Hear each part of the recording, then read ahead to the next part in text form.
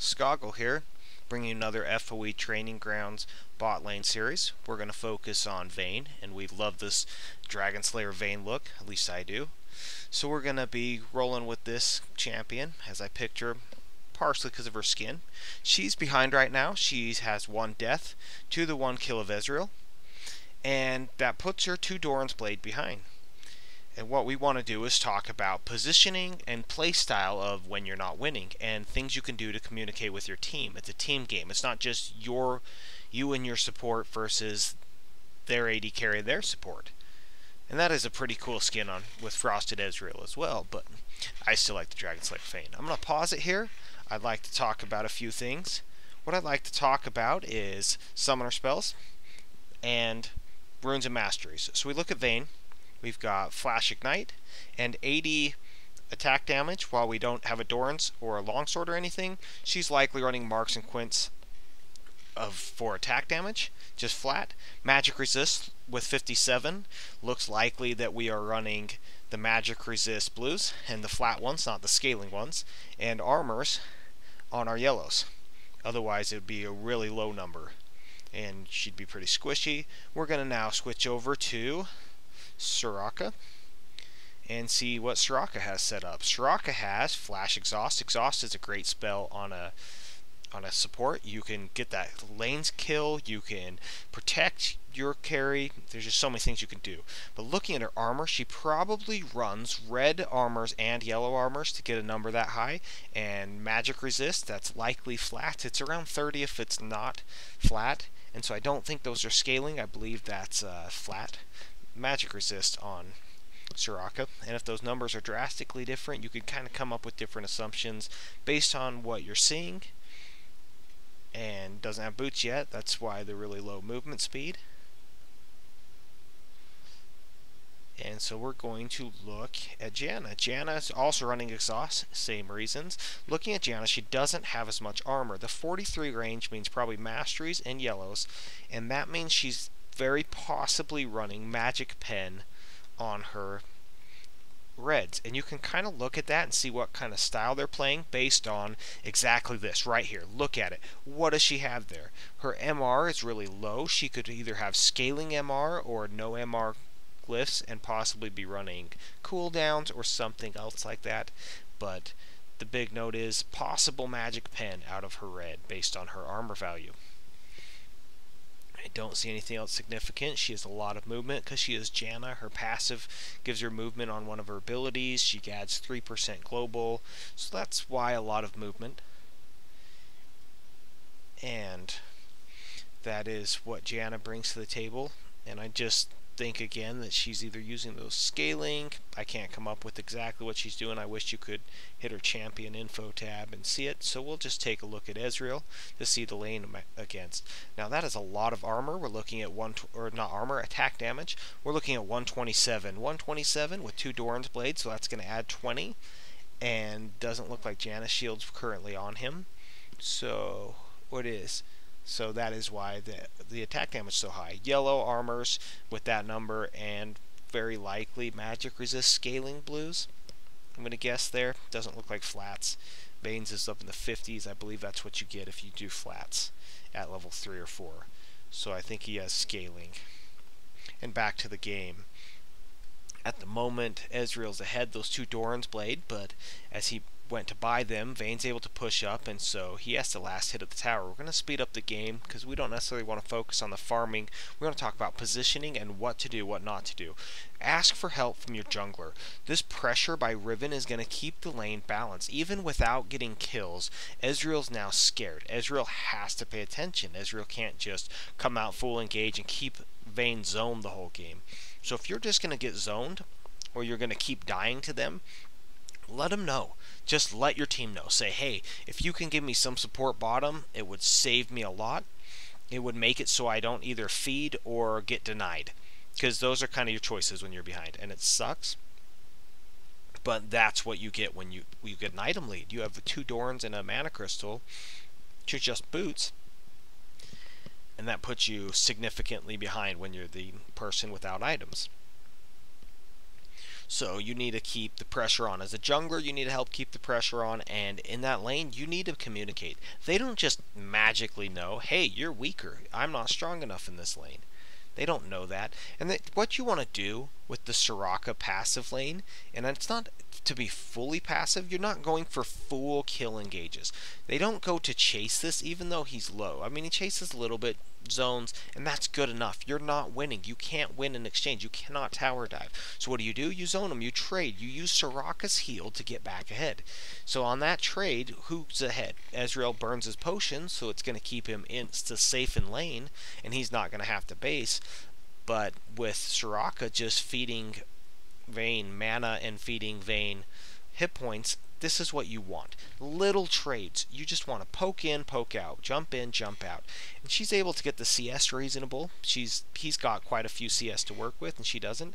And as she was going to back, she sees Riven putting more pressure on. And it's very important when your jungler's doing that to not just base anyways. Your jungler could engage, get caught, and kill, feeding your lane, putting you even farther behind, and that will make your life even more miserable, and your jungler may not want to help you. So just pay attention to what's going on. Don't leave, and just look at the positioning. Go in, hit a creep, stay back. Hit a creep, stay back. It's not just when hitting champions you can hit them and back off and hit them and back off. You can do that with creeps. You can back out of the skill range. Ezreal can't land a lot of skill shots if you're way back. He has to commit to a fight. Riven runs through a ward right there, so she's seen, and that pressures them to back off, allowing Vayne to safely farm again. But that pressure is just right in Ezreal. They know, even though she gets seen, they know that Riven's not going to mess around. Riven's going to come if she's needed. Riven's going to try to be there. You never know when you engage. If Vayne and Soraka don't run, which they've been doing the whole game, then the jungler could be there. You could be in trouble for full engaging.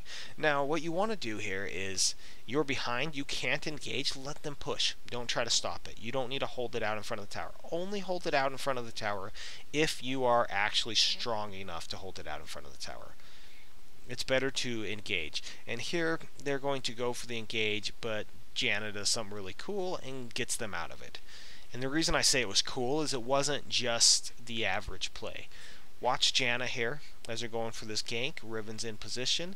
Janna's out of position. She flashes before she's ult, making sure the disengage is full and complete. Very good job by Janna. That is how you protect yourself and your AD carry. You don't use your ultimate when Riven would have just been pushed right into Ezreal, because Ezreal would have died. That gank did a lot of damage, and they're able to go attempt a dragon. Riven's significantly ahead of Pantheon, and Ahri's ahead of the mid, so that is what they're going to attempt. They dodge the Pantheon ult, and that's very important here, and is why Pantheon just melts. If Pantheon lands this ult, when you watch this positioning, I'll slow it down a little, and you're going to see the circle come down. If you get caught in that circle, it does, 1, a good amount of damage, and 2, can stun you. Depending on how close to the middle you are, I believe that's how much time you're stunned for. So they get out of that, so all he can do is jump in, so he's out of position, and land 1 stun on the support. And that means there's Ahri, Riven, and Vayne just to crush him. And Akali gets chased off, because she can't even take Ahri right now, let alone Ahri plus 3 friends.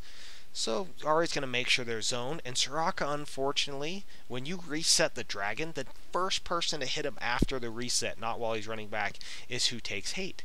And so it was Soraka, and then it happens again. Here's the banana. The first thing to hit is that. The first time she runs towards her lane into safety. As she realizes she's tanking here, she kind of panics because she's so low, and she runs straight at Ezreal, and they knew Ezreal and Akali have been hanging out up there.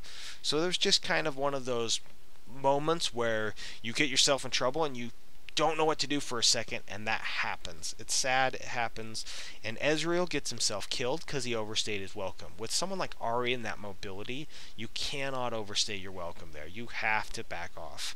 Just think about it. If your enemy can flash or use an ability to close in and kill you, they will. And here they don't. She doesn't get to push the lane all the way to tower, but that's a huge creep wave going. It'll likely get there.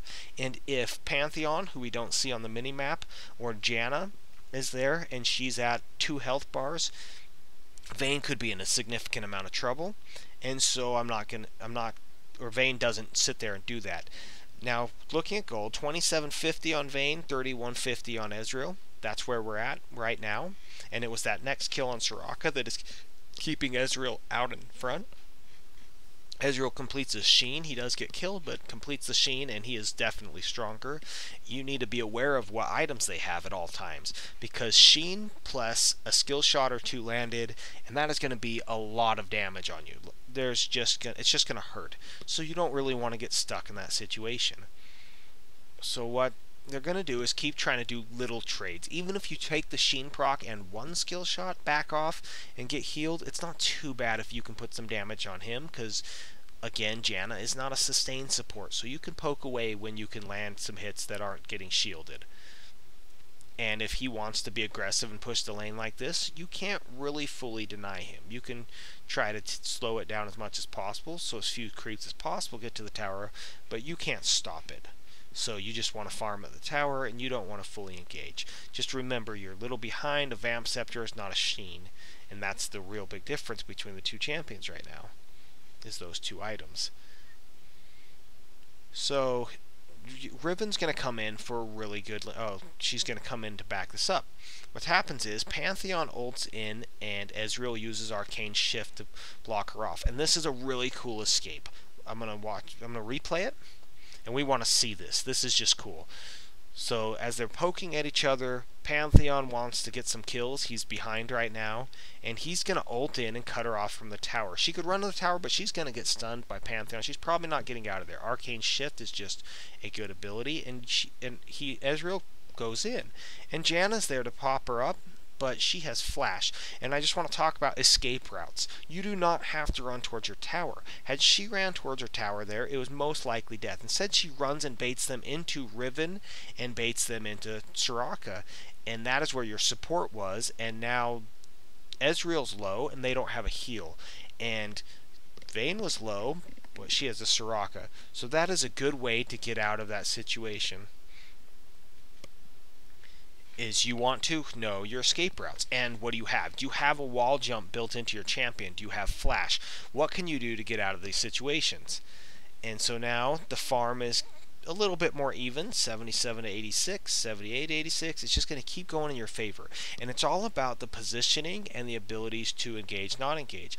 And because she was up there, even though the creep wave was pushed, she saw Pantheon running that brush. Even if you didn't have the ward, they physically saw him running across the map. So that's one way to protect yourself from the lane gank. That would be a good example of what you can do to get out of it. And one more thing going to happen that I'd like to go over before I end this video and get into the review section. Riven's going to safely get into the brush. No person ward, and then watch this. They're going to just 100 to 0 Janna, and there's not much Janna can do about it. When they ganked earlier, even though, or not ganked, when she escaped that Pantheon gank, they were able to make Janna blow her ult to save Ezreal. So as Riven gets in this brush, all it's going to take is the team to be aware, hey, we might have to go quick, depending on what happens. We might have to let him push. Well, Janna's running away, and here's the opportunity. Condemn lands, and even though the flash moves her, she's still stunned for a second and a half, so she's frozen, allowing all of Riven's gap closers to get past, and Riven uses her mini knockback and her little real quick stun to make sure she can't get away, while Soraka's trying to do what little she can, and Vayne's trying to do everything that Vayne can, and Vayne has that huge movement speed while running towards an enemy, so you can close so fast, and that's pretty much what happens there. It was just that one moment of let's all go, and the condemn lands to the wall, and the flash is now stunned after the flash distance is moved, allowing for that gank to work. And that will pretty much close it up for this game. We're going to have this tower get taken really quick and go over the gold and see what happened as she played a lot of this game with just boots, down 2 Dorans, even the mana crystal, and where do we end up in gold. Just a second for this tower to get down, and 4,300 to 4,100, so 150 with the change roughly, and that will do it for this, and I'll go into the review points shortly. Thank you for listening. Hello, now we're going to review this game. We had Vayne starting off a little behind, and 2 Dorans, and played with boots for most of that time. So that is a pretty long example of being behind a little bit and able to play really well. We started off by showing you always remember to check your opponent's stats. I've covered this before. You just want to know basically what they're trying to accomplish. You can read a lot into someone's mind. If they have a really tanky support with a lot of armor, or do they have a support that's a little squishier that's trying to poke you and do damage. So that's just what I want to be looking for when I check opponent's stats. What could they possibly be running? Are they doing anything unusual? 2, ask for jungler when behind. I kind of truncated that down, didn't make it long. I didn't want a big wall of text while the game was going, but basically you need to communicate with your team. I go over it and say, you need to tell them, say, hey, I'm just going to get zoned all day. I'm just going to feed if I try to stop them from just pushing me under the tower. I'll get behind in levels. I'll get behind a farm. I'm going to need a little help. So what you want to do is just communicate that, and then have the patience to wait. Don't blame them or get mad or tell the jungler they're terrible. What you want to do is just let them know and kind of wait for it. If they forget, remind them, bring it up occasionally, but try to not do it in an accusatory tone. You don't want to get at odds with your jungler, especially when you need your jungler's help. Or your mid. If your mid starts winning, like Ari was winning, mid could start roaming bottom. I've seen that done a lot as well. 3, use your support strengths. And in this game, we had Soraka, and Vayne was able to poke and get back and just kind of play this kiting game with Ezreal. I won't engage you. If you engage, I'll run away, but I will hit you if I get a chance. I'll use my abilities, try to get some auto attacks in. I'm going to try to do some damage, because small trades are won by the Soraka lane, where the Janna lane could probably help more with that shield, the extra damage, the knock-up, the disengage. That's what Janna brings. She could probably be better at full engages, and if it's going really bad, ult and still get away. But the Soraka lane and the Vayne lane, they were able to poke and get away. If you had a Taric, he could set up some of those trades. He could run up, stun you, go in there, do a little damage, tumble away, or condemn them away at the end. When you're done trading, condemn, say, see ya, I'm going to push you away, and I'm going to back off. And you have that little Taric heal. If you had Blitzcrank, then what you're trying to do is set up for full engages with the grab and the knock-up. And in a case where you can't necessarily trade with Ezreal, it might be good to go after Janna. So you just got to look at what you have, who's your support, what do they bring to the table, and how can I take advantage of what my support does well. Play our game, don't play their game. 4, don't leave when help comes. And this is important because Vayne wanted to buy. I think she wanted to get the Dorans or 2 to catch up and not be behind Ezreal. But if she leaves while Riven runs over there, then the next time she wants help, what is Riven going to do? If you're Riven in this case, and you're the jungler, and you're saying, hey, I showed up because you asked for help, as soon as I got here, you leave. You go by. That's just going to discourage or make them upset or make them feel like they're wasting their time. They don't want to waste their time. They'll be like, oh, I have to carry your lane, you're failing, and when I come, you don't even stay to see if we can get anything done. So don't leave when that help comes. Have enough map awareness to, 1, ask for help and use your communication, but 2, don't not support them. Don't have them run in by themselves while you're back farming and being, oh, thanks for the farm, sorry you died. Just don't do that. 5, positioning when behind. When you're behind, if you notice what Vayne did, Vayne would be hitting and farming and then getting back, not staying close for the next CS. You can do that when you're relatively even because you can trade back. But this Vayne, when she wasn't winning trades or wasn't really comfortable farming or being right in Ezreal's face, would stay really far back, and that's super important to do. You don't want to stay, like if you're playing against Urgot especially, you don't want to stay where he can hit a corrosive charge if you're going to die from it. So if you're walking in, see if you can get him to waste it and tumble out of the way. In this case, if you have Graves, you could maybe dash out of the way. If you have Sivir, you might be able to spell shield it. But when you're going for that last hit, he might see that and be going for you and saving it. But don't give him an opportunity in the downtime to possibly land any skill shots on you, whether it be Caitlyn, whether it be Graves. You just want to be back far enough. Don't give them that. You can't win those trades. So just stay back. You want to be behind your creeps, run up just to be farming, and see if you can maybe bait out their skill shot, and then stay for a second, get the farm, or whatever you have to do. At least you'll get experience if you're dodging skill shots. You don't want to run up to get 1 CS and take a massive skill shot that's going to hurt you really bad and ruin your laning phase for it. 6, don't freeze lane. I've talked about in some of my other videos freezing the lane and how it can be very effective to, one, you have lane control where the lane's at, where the lane's going to be at, where if the jungler comes, you have room to kill them. You have room to, are you close enough to your tower to get away if their jungler comes? And in general, can I push their tower and deny them CS? And you don't want them to push to your tower and deny you CS. But if you can't fight them, you can't hold that position because you'll be tanking the creeps. And if you're already not stronger than them, they can basically kill you for freezing the lane. So don't freeze the lane when you can't fully engage with some creep, with the creeps hitting you. That's what I mean by that. And if you saw, she let it, every time Ezreal wanted to push hard, he was really strong. He had the Sheen or he had the 2 Dorans up, and Vayne just let him when he did it. Vayne tried to push when she could, but when he pushed back, she kind of let him. And you can do that. You can kind of push back. You can be push lane, but when he's coming at you, you're going to have to be aware of what you can or can't do. And in a case like that, Vayne couldn't freeze that lane safely. 7, know your enemy. And this doesn't just apply to your lane. It's especially for the bottom lane. If they have a mid that's, for instance, TF or Ari or Kennen, someone who can push out the lane, keep it pushed to the tower, and go gank bottom all day, you need to know what skills they bring when they gank. You need to know what the jungler brings when they gank.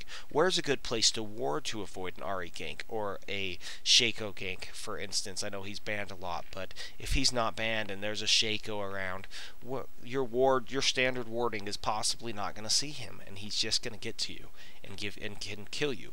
So what you need to do is know what they do. Pantheon can jump, do this giant map jump, and he lands on top of you, behind you, to the side of you. Like, you have to know what he does. And they were very smart. They understood what Pantheon does. You see the circle, they get out of the circle. So don't take any unnecessary skill shots here. You don't want to get hit by, if Maokai can run up and freeze you, you need to stay out of his range to use the ability when he's running. Let him waste a little time, and if you lose some CS or a little experience for it, so be it. Just don't die. If you know what's coming, just get out of range. 8 would be mob reset and hate, and this is referring to jungle mobs, the jungle minions. When a jungle minion resets, meaning whoever was tanking it moved far enough away that the mob starts running back towards its reset spot point. When it resets, the first person to hit him will have hate again. And that's important to know, because I think a lot of people they see it running back and they're just auto-attacking. Well, if you don't want to tank it and you're not ready to tank it, or you don't want that attack speed debuff, then go ahead and don't attack for a second, because when it resets, the first person to hit it is going to have hate. In this case, Soraka did it twice. So just be aware of how that mechanic works in the game, so that you can avoid either tanking the blue buff, red buff, dragon. Baron's a little different. Baron, it's whoever's the closest, not whoever hit it first. So that's just something to be aware of how this game works. 9, escape routes. Escape routes work. Really, most people are used to saying, hey, I need to get out of here, run towards your tower. I'm laning, I got to get to my tower.